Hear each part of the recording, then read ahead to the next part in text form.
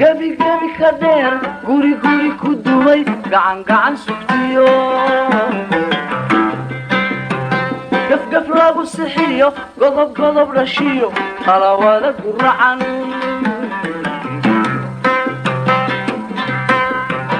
gacal kala lumiyo geed geed ka baxay godin godin ku taal gadowya isku maran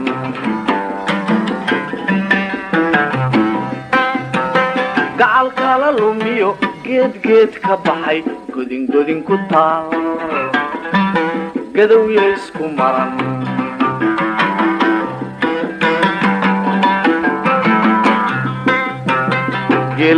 بسم الله الرحمن الرحيم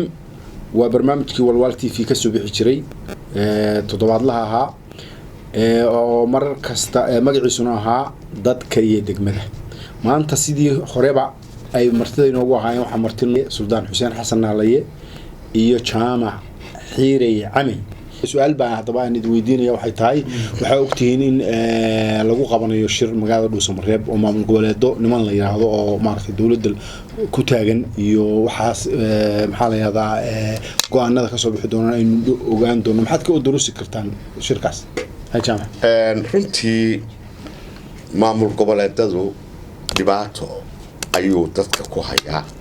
wuxuu keenay qolqol in la kala qabiil horta maamul goboleedka qabiil buu noqday anigu dawladdan waxaan oran lahaa maamul goboleed wax la yiraahdo inaad tirtirtaan sidiisaba haddaydan tirtirayn waxa ay yihiin international ka yihiin iyaguna yihiin waa gobernatoreyaal ku xidhan laga maqlo federaalka laga xukumo in sharciga lagu soo dabaalo laakiin awoodan la siinayo haddaan isla waxaan maqlay ciidamada Shabeel hareen cad ha laga saaro markaas aanu imanayna ninna looma tagi kari waayno lama qaban waayin it means jilaac bay muujinayaan dawladda ay leeyihiin waxa aan doonayna mooyaane wax kale lama samayn karo anu waxaan qabaa natiijo ka soo bixi mayso natiijo ka soo bixi mayso meesha ummadda Soomaaliyeed maamul goboleedada sheeganaya madaxweynayaasha dalta toba madaxweyne lama arag shan madaxweyne lama arag anu waxaan oran lahaa fidmo inta ay jiraan nimankaasi jiraan fidmo laga bixi maayo dadka governor baa ku filan governor xukuumaddiisa ku xidhan baa ku filan governor fulinaya laakiin governor UN ka tagaya oo international la hadlaya oo dawladda xiriir la soo galayo la saxeexaya adduunka ma naarag takadaha iyagii bay haystaan berber ay haystaan oo boosaas ay haystaan oo Kismaayo ay haystaan ma garatay anu waxaan oran lahaa Soomaali ha kacdo nimanka ha iska meel mariso haye Suldaan horta marka wax lagu sheego qofku marka wax loo sheego wax badan baa ku soo dhaco qofka bini aadamka dawladana dan way yeelan kartaa shir bay samaysan kartaa qoladii dan laga xirantaa meel bay kula hadli kartaa horta Dhuusamareeb waan maqlay shir inuu macnaha ka socdo ama uu sugu imaanayo hal sugu imaade dadna waa dad hadda maamulkooda meesha joogo sida qorqor oo kale wana deegaankii uu dhashay waana nin hadda macnaha meesha lagu doorto madaxweyne ka ah waa nin dadka haddana deegaanka dhanna 70% ay jecel yihiin ama 80 bilxaqiiqa waa taasaasan u garanay marka deegaanka kan hadii la hingaadiyo waxa la hingaad bay leeyihiin muxuu soo maray intii dawladdan Maxamed Cabdullaahi Farmaajo madaxweynaha uu ka ahaa muxuu soo maray wuxuu soo maray wajiye fara badan mar waji oo digaal oo niman sunna wal jamaa ah iyo ciidamo kale oo al-shabaab muddo badan bay isku leeyeen dad badan baa xagga geeri badan baa ka dhacday dib badan baa ka dhacay nimankii meesha deganaan jiray urur bay ahaayeen oo sunna taas u hayeen celin waqtiga ma waa soo araranaya moogtahay sunna wal jamaa ahaayeen wixii laga soo maray ayagii dawladana waan ognahay ama dhaqaalaha lagu bixiyo ama deegaanka laga barakiciyo oo saga tagaan marka dambe meel marka waxa la daaweeyay oo macnaha dadkii heebtaas ahaa la wada daaweeyay inta deegaankii hadda maamul cusub loo dhisay waa marka ma ahayn maanta ku kale oo nimankan shalay mabdi la isku qabtay mabda ka sii xun wato oo macnaha Kenyaba ay hogaaminayo oo dhibaatadiisii ummadda dhan ay ka daba qaylinayso inuu maanta shir loogu qabto guri shalay dad laga eri la faham Soomaa dadkii deganaa oo maamulkaas hore ahaa waa qaxeen Soomaa maanta ninka labadii nin haysan jirtay muxuu ahaa magaciisa wadaadkii shaakir iyo waa laga eri maanta Axmedow in lagu soo dhaweeyo oo macnaha shir uu ku qabto horta ayaan daro بالحقيقة نكون شجاعة أيام ضروا وأنا واحد تاريخ الجلس وأنا لقادم كريم وقت كان نقول إن وور لورد لقى إريو وور لورد كريم لقى إريو يقول يصير معناه وحاول لقبرك عيو مبدئي الدولة دو كل يحد اللي يقول إريو وافهم صما كي هي أنا قطعت ده بس هو معلم كل إيمان إسلام كاشل مكل إرنا نك عقل له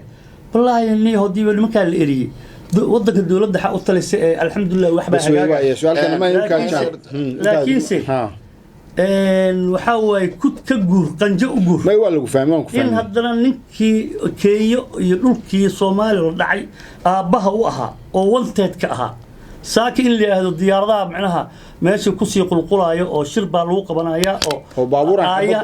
حبضو كريم باللوجيني بابور حبضو كريم لوجينا يا لأن الجرج وكل شيء سوى الجوجي لقتحي أما الجرج ما يوافقني أحنا كل رفني سؤال كلام كويديني واحد شراء واحد شراء قبل كلا يراعو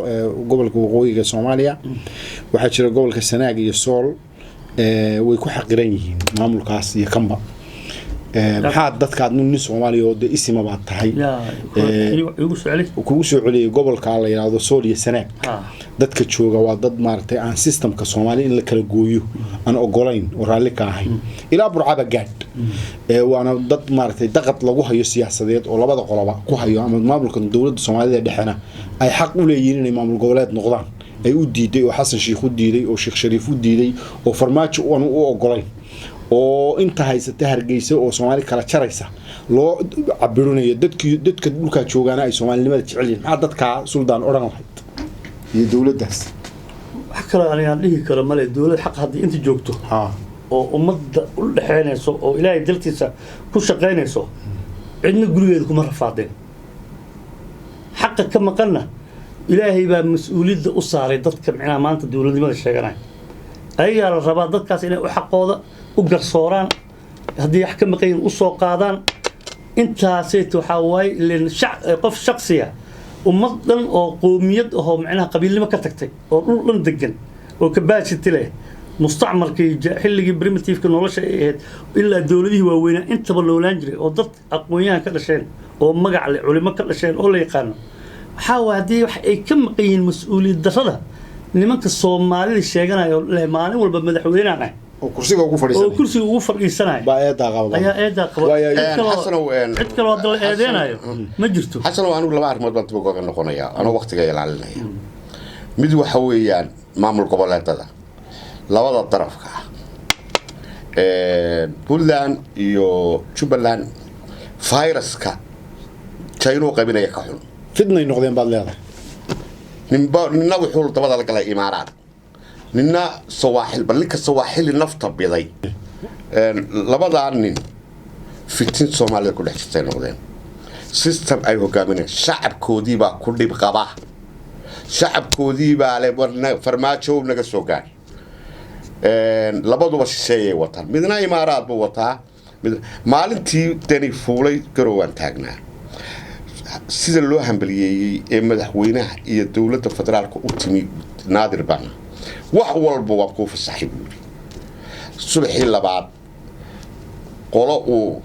faroole miya leeyahay mid faroole leeyahay malanay inuu sasaakay maskaxda inuu caadi ka ahayn ayaaba taladii la hayo waa mucaarad ilaa maanta mucaaradnimadii buu ku taagay anuu shakhsi loo baahan yahay ma qabay hadii Shabeelle la soo qaadiyo hadii kala bartiisu arrest lagu arrest gareeyo isaga iyo kaab halkaaba taasan kaga gudbaya tan su'aashan aad weydiisayna layaan mid kuga noqonaya gobolada Sool Sanaag iyagu weligood waxay u taagnaayeen federalism Soomaali weyn laakiin systemkan ka horeeyay way ka dhaga adeegayeen beel quraana lagu naaslo jiray waxaan imika socota anigoo iyaga gaar wax u saarayn system la yiraahdo Northern States of Somalia oo maamula oo xuquuqdii shacabka ilaa awdal ilaa sanaag halka ugu dambaysa raadinaya dadkoodana wataan ayaa horta iminka bilaabantay waxaan rajaynayaa dawladdan federaalka ka rajaynayaa xogta iyadana waa hayaan in ay sida ugu dhaqsaha badan uba soo gabagaboobayso dulmigu in yar buu socdaa inkastoo kale daaho 30 sano marayaba waxaan ku rajo weynahay ururkii ama maamulkii soo afmeeri lahaa